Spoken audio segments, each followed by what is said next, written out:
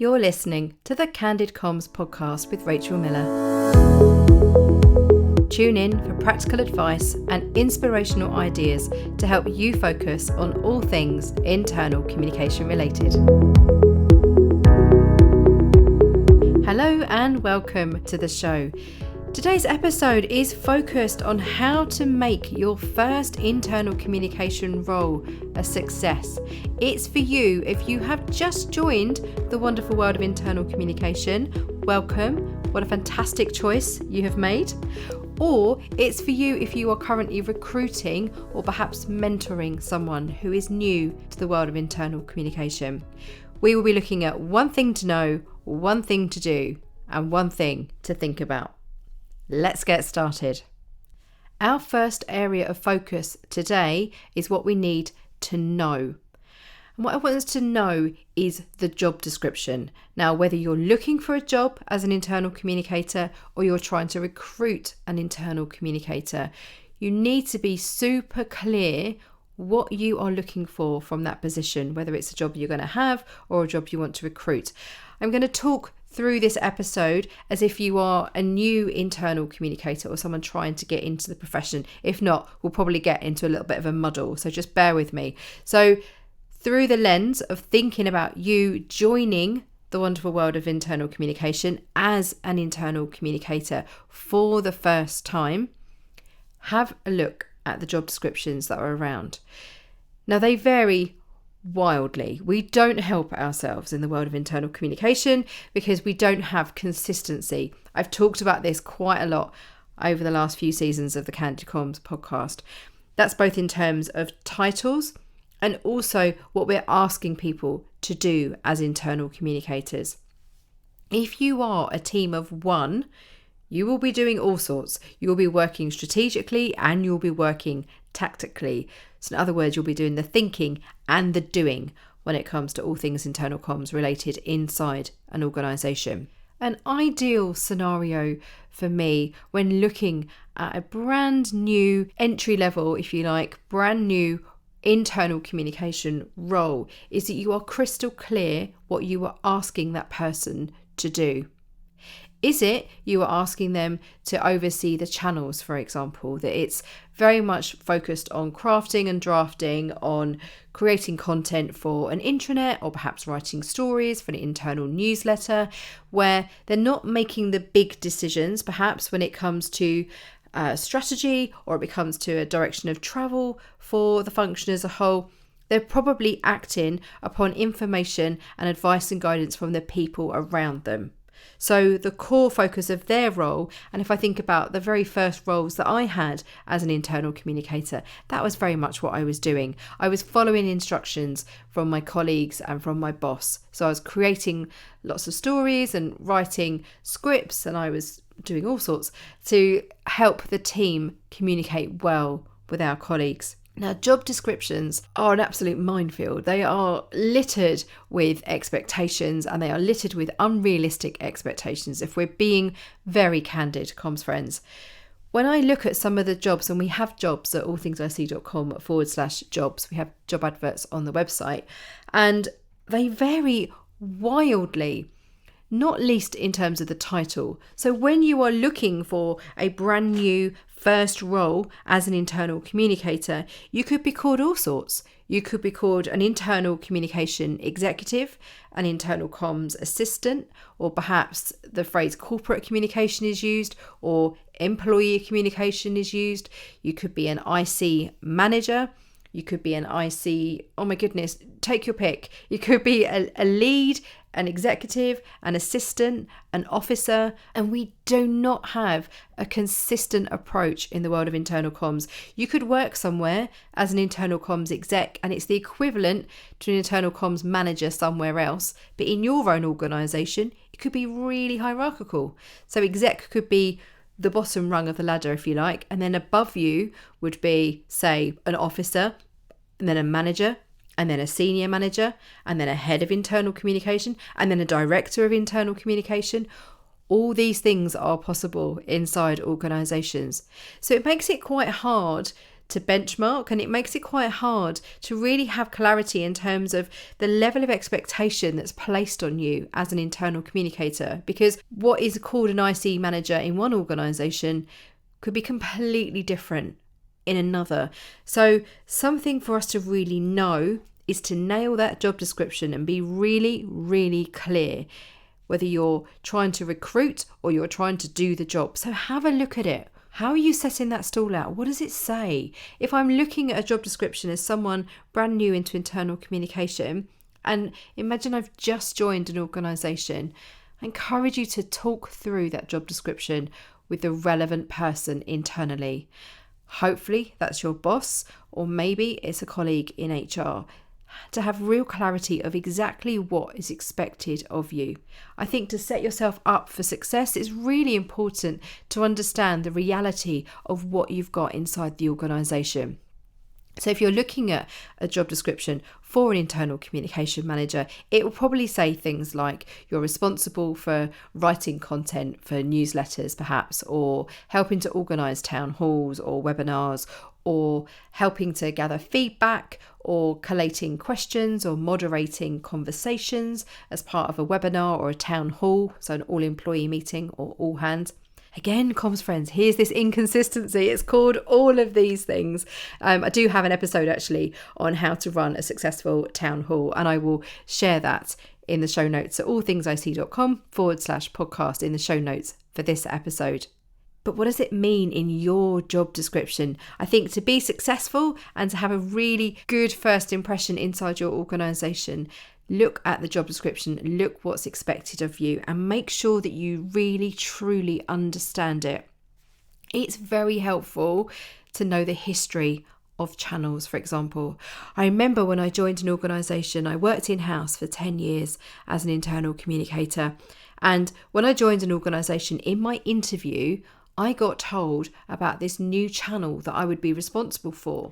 And I remember feeling really excited about it and thinking, oh, I really hope I get this job because I can really get my teeth into it. It's a new channel and I can help shape it and I can help evolve it. And I could just see it would be a great opportunity for me to get stuck in. Or so I thought. And I was successful and I managed to get the job. And then when I joined the organisation, oh my goodness me, I've actually got my head in my hands as I'm remembering how awful it actually was. The expectation was huge from the business because they'd been promised this channel. And then when I went in as quite a new, inexperienced internal communicator, my goodness me, the pressure was on. So what had been sold to me as a fantastic development opportunity and could really shape it and make it my own, which was true, had a backdrop of a huge weight of expectation, a previously failed channel that hadn't worked inside the organisation, and this new one had been touted as the quick fix, as this would solve all of the problems. What an expectation to put on me going into that organisation. So, lesson learned from me, comms friends, is when you're looking at the job description, maybe if you're in the interview process, or maybe when you're just new in, make sure you have a conversation and you understand what's led to certain things being put inside that job description. What do they actually mean? What's the history behind what's in that job description? Why are those line items in there? If you've ever recruited an internal communicator, you will know the debate that goes on, well, in any role, frankly, but the debate that goes on in terms of what are we asking this person to do? What are we asking them to prioritise? And what skills, knowledge and experience are we hoping that they will bring to this role? It's a very thoughtful process. You go through it in detail and you try to make sure that you're being super clear. So when you're setting your stall out and you're trying to recruit an internal communication manager, there are certain things that you're looking for. But it's really helpful when you're on the receiving end, learn from my mistake, to ask the questions. Can you help me understand exactly what this would look like if I was to be successful in the role? Can you help me understand the history of the channels that you have? For example, your future self will thank you if you ask those questions. If you are new into a role, excellent, congratulations, brilliant. What you need to know is what that looks like in reality for you. So when I said there about what the priorities are, do you know what the priorities are? When you're learning about internal communication, it can take you a long time to get your head into new things because it's new. You need to learn how the organization works, what its culture's like, what your leaders are like, what the tone of voice is like, how to use certain software or how to upload stories onto an intranet. The learning curve that you have when you're new into a role is huge. So be kind to yourself and make sure you know what is expected of you and make sure you know what to prioritize. Because if you're spending 3 days a week on a task that people are expecting you to do in 1 or 2 days, it's very helpful to know that. The second area of focus for us today is what you need to do as an internal communication manager to help make that first role a success. What I encourage you to do is to work out loud. Now, what this means is that you are narrating your work as you go. It means that you are asking for help from those around you. And if you don't have good peers, if you don't have, a strong team around you, or perhaps a boss who's got the capacity and the time to help you learn, then it can be really isolating and really quite lonely because you are trying to do your best and you're trying to put things together and understand how the organization ticks and how channels work, and you're trying to thrive in your role and you're trying to be successful. I find working out loud really helpful, and that means showing your thinking. And it might mean if you have a boss, for example, where you can have one-to-ones with them, perhaps you're having weekly one-to-ones, you're showing your thought process and you're showing these are the decisions that I've made and this is why. Now, over time, as you get used to doing this, as you get used to showing your workings out and making good decisions, you'll make better choices. When you start, you cannot be expected to know absolutely everything. It's okay to make mistakes, but I encourage you to work out loud. So what this means is when you're having conversations with people internally, perhaps with your boss, where you're not quite sure whether you've understood what you're meant to be doing, and being very frank, our roles are super visible. Even if you are the newest internal communicator inside an organisation, everything you say, everything you write, everything you advise stakeholders can feel like it's up for scrutiny, because it often is. So be kind to yourself and check your thinking with the people around you. So that means having conversations with your line manager to say, these are the things I'm thinking through. These are the problems that I'm trying to solve, and this is what I'm planning to do. Over time, you will build your confidence and your manager can see how you think. I did this when I worked in-house and I found it so helpful. I didn't call it working out loud because I didn't know that that was a thing. And in fact, it is a thing. I will include some links in the show notes at allthingsic.com/podcast in the show notes for this episode about working out loud and what it is and how it works. I know I've mentioned it a few times on Candid Comms in previous seasons. But the importance, I think, for us as internal communicators and for you if you're brand new into internal communication is that you find a way to build your confidence and build your confidence when it comes to your decision making by sharing your thinking and working out loud. Now, if you don't have a supportive boss, and I really hope you do, but if you don't have a supportive boss or if you don't have someone internally who you can check ideas with before you launch something in your very super visible role, then I encourage you to consider finding a mentor or finding networks of peers outside your organisation. Within the world of internal communication, there are so many professional bodies that you can join, from the Institute of Internal Communication to the Chartered Institute of Public Relations, the International Association of Business Communicators, the Public Relations Society of America. The list is endless. There are multiple professional bodies who exist to support communicators. I'll include all of those links to all of those organisations in the show notes. I've been a member of lots of professional bodies for years, and I remember particularly starting out when bosses of mine would recommend that I joined these professional associations.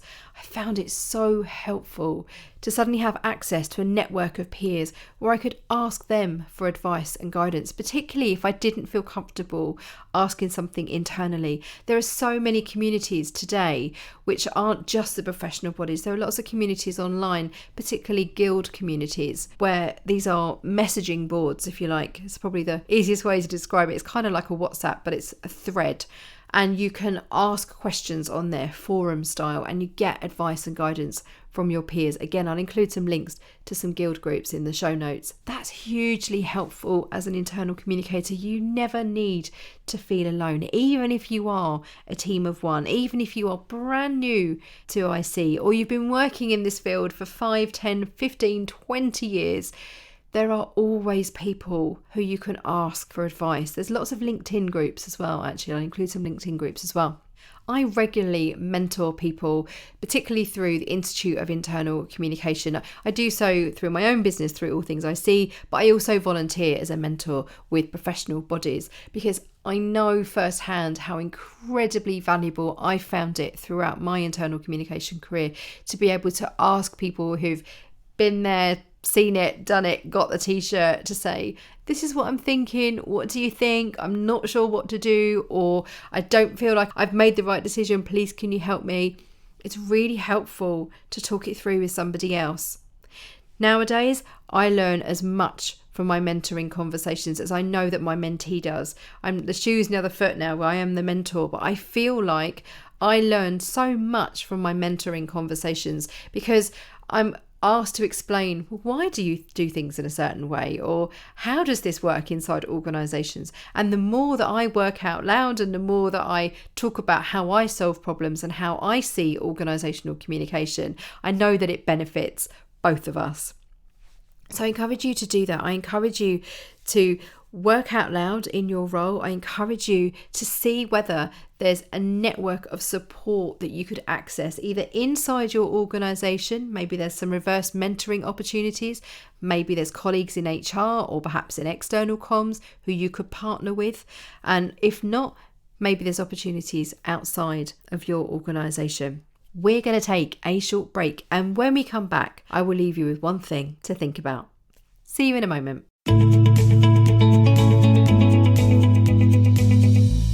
Candid Comms is brought to you by All Things IC.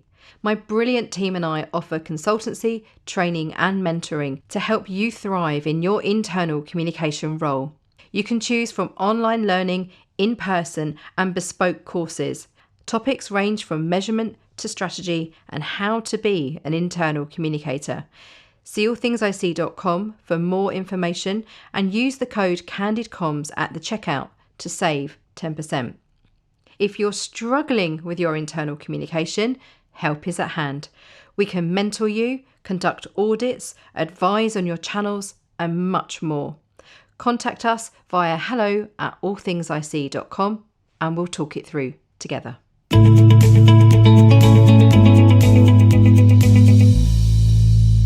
Welcome back. In the final part of today's episode, we are going to be focusing on what to do to help make your first internal communication manager role a success. And I want to encourage you to think about professional development. You learn so much when you are working in internal communication. It is such a privilege to work in this space. You have access inside an organisation to whoever you need access to. You don't necessarily need to ask permission. Sometimes you do, depends on the culture of your organisation. But more often than not, you have access to whoever you need to have conversations with. If you need to go to one of your factories or one of your shop floors or a station or a bus depot or your head office, you can do that.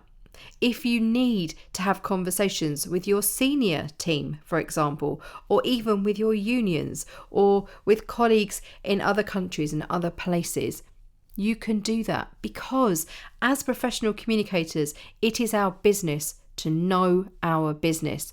The more that you understand your organisation and what makes it tick, the more that you understand your people, most importantly, and what makes them tick, the better you will be as an internal communicator. because you're reflecting the reality of the organisation that you work in. So your professional development is super important. Creating opportunities to learn inside an organisation takes many forms, and this is a constantly evolving thing. I learn so much every single time I work with an organisation, and when I worked in-house for 10 years, I learned so much in every single organisation that I worked in because I was constantly curious. I was asking questions constantly, trying to understand what made our organisation work, trying to understand the reality of working in particular roles for our frontline workers, for example, or working in a call centre. What was that like in reality, and what impact did that have on internal communication? All of these questions bubble around and fizz around constantly when you work in internal communication, because you're trying to make sure that you can have the right information to the right people at the right time to help them do their jobs, and they feel part of that conversation. So you're not just pushing out content, you're creating conversational spaces where your people can thrive. For you as an internal communicator, your professional development can take many forms. It can definitely be asking conversations inside your organisation, to get under the hood of your organisation, to really understand how the engine works, how the cogs all fit together and things work. But also, within the niche of internal communication, if you don't have a big team internally, and perhaps if you don't have, I mentioned professional bodies earlier, if you're not a member of a professional body, how can you learn about the niche of internal communication? Well, you are spoilt for choice.